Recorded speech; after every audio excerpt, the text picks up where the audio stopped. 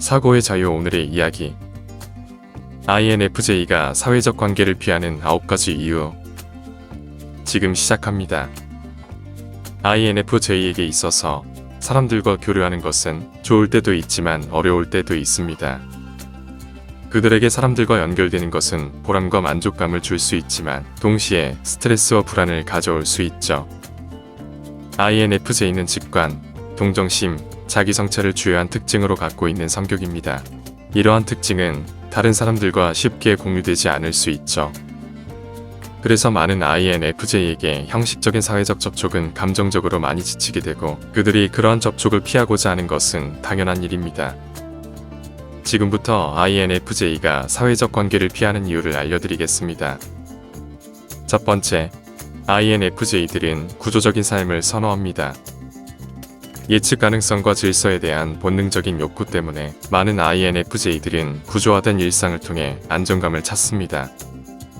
이러한 선호도로 인해 새로운 사람들과 관계를 형성하거나 관계를 유지하는 데 시간을 투자하는 것보다 일상적인 루틴을 선호하는 경향이 있죠. INFJ는 관계에서 깊은 연결과 진정한 우정을 원합니다. 하지만 관계의 불확실성과 배신의 가능성에 대한 불안감 때문에 많은 INFJ는 새로운 관계 형성에 신중해집니다. 이러한 이유로 인해 INFJ는 삶의 안정성을 유지하기 위해 새로운 관계를 피하고자 하는 경우가 있습니다. 두 번째, INFJ는 오해받는 것을 싫어합니다. 가까운 사람들에게도 손쉽게 마음을 열지 않는 경향이 있는 INFJ는 의사소통이 상호작용되지 않아 오해가 생길 때 깊은 상처와 좌절감을 느낍니다. INFJ는 내향적인 성향을 가지고 있어서 자신의 감정을 잘 표현하지 않고 이는 다른 사람들에게 의도하지 않은 오해로 연결되는 경우가 발생하기도 합니다. 그들은 본능적으로 비공개적인 성격을 가지고 있어서 다른 사람들은 그들이 느끼는 감정의 깊이를 이해하기 어려울 수 있습니다. 이러한 이유로 인해 INFJ는 자신을 이해해주는 사람들을 찾기 어려워하며 때로는 마음을 열기를 주저하는 경향이 있죠.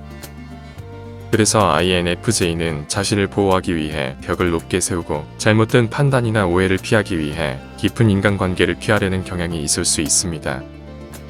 세 번째, INFJ는 깊이 있고 의미 있는 관계를 원합니다.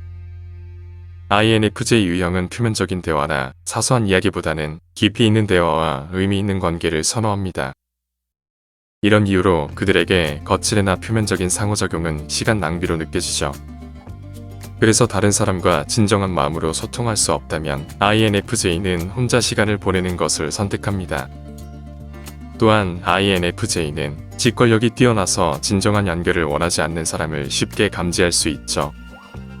이런 특성으로 인해 다른 사람들은 INFJ를 냉담하고 무관심하다고 생각할 수도 있지만 INFJ에게는 그저 의미 있는 상호작용을 연결하지 못할 때 나오는 자연스러운 반응일 뿐입니다. 네 번째, INFJ는 주변 세계에 대한 깊은 감성을 갖습니다.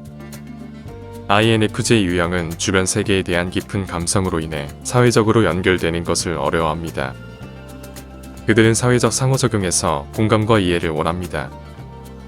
하지만 INFJ는 자신과 상호작용하는 사람들 중에서 감정적인 연결이 부족하거나 심지어 무례한 사람들과 마주칠 때가 종종 있죠. 이런 배려의 부족은 INFJ에게 큰 실망을 주고 그들은 이러한 사람들과의 거리를 두게 됩니다. 다섯 번째, INFJ는 갈등을 극도로 싫어합니다. INFJ 유형은 불필요한 갈등과 지나치게 감정적인 상황에서 다른 사람들보다 편안하게 지내지 못하는 경향이 있습니다. 그들은 복잡하고 혼란스러운 상황을 피하고 싶어하며 동정심이 풍부한 성향으로 인해 단순히 논쟁적인 사회적 관계에 참여하는 대신 자신의 잠재력을 최대한 발휘하고 성장할 수 있는 사람들과 함께하는 것을 선호합니다. 만약 부정적인 에너지를 가진 사람들과 마주치면 INFJ는 부정적인 감정에 압도되기도 하며 이런 유형의 사람들과의 접촉을 피하고 혼자 있는 것을 선택합니다. 여섯 번째, INFJ 유형은 지나치게 시간과 에너지를 투자하는 것을 선호하지 않습니다.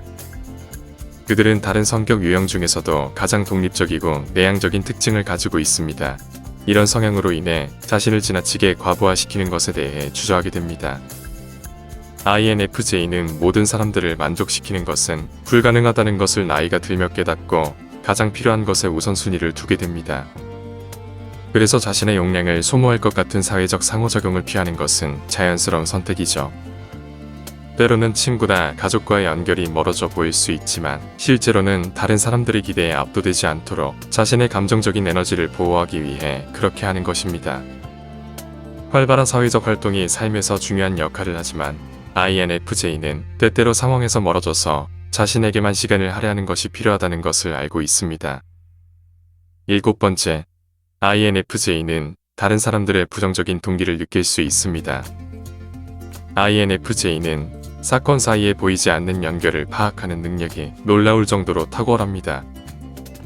그래서 그들은 평범한 상호작용에서도 복잡한 감정의 파도와 싸워야 하는 일이 많습니다. 이런 직관력은 대부분의 사람들보다 예민해서 삶이 도전적일 때가 많죠.